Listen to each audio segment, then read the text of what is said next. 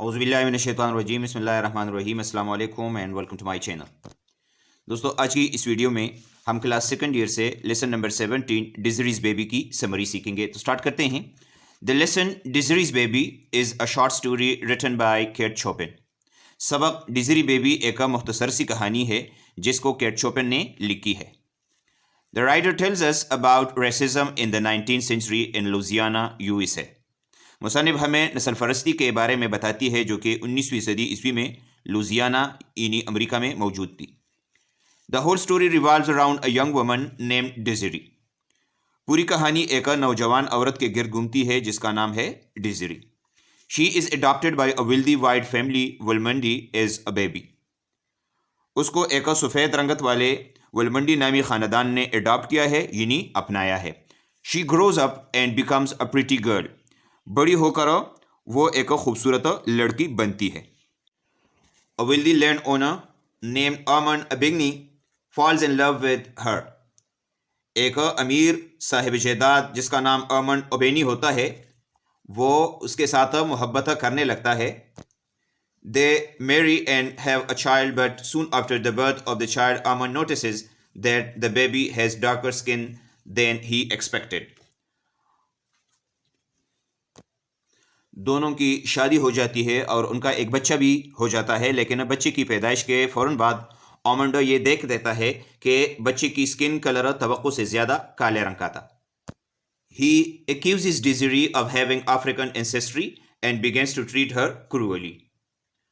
وہ ڈیزری پر افریقی نسل کا الزام لگاتا ہے اور اس کے ساتھ ظالمانہ سلوک اختیار کر لیتا ہے۔ Desiree becomes very sad when she sees a sudden change in Armand's behavior۔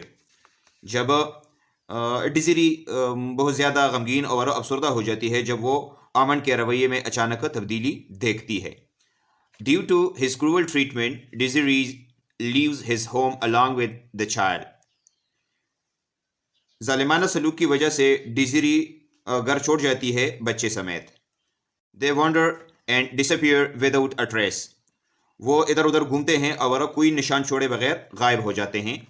Armand later finds a letter of his mother from a drawer which reveals the fact that she herself was African۔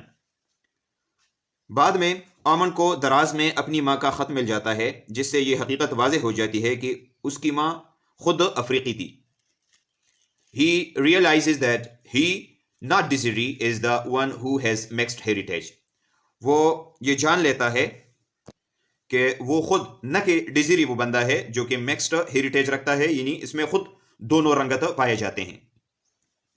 اچھا جی، he is filled with regret and despair at the way he treated his wife and child۔ وہ پچھتاتا ہے اور مایوسی یا تنہائی والے جذبات اس کے اندر پیدا ہوتے ہیں اپنے اس طریقے پر اور سلوک پر جو اس نے ڈیزری اور اس کے بچے کے ساتھ کیا۔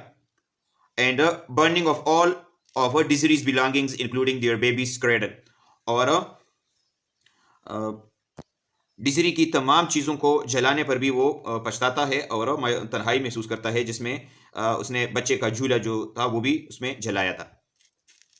In short we can say that Desiree's baby is a tragic story۔ مختصراً یہ کہ ہم یہ کہہ سکتے ہیں کہ ڈیزری بیبی کی جو کہانی ہے یہ ایک المناک کہانی ہے about an innocent girl on the basis of race and ethnicity۔ ایک معصوم یا بے گناہ لڑکی کی نسل پرستی کی بنیاد پر۔ تو دوستو یہ تھا آج کا ہمارا ٹاپک۔ امید ہے آپ کو اس کی سمجھ آ گئی ہوگی۔ کسی بھی جگہ پر آپ کا کوئی سوال ہو تو آپ کمنٹ میں پوچھیے گا، انشاءاللہ میں آپ کو ضرور جواب دوں گا۔ Thank you for watching. اللہ حافظ۔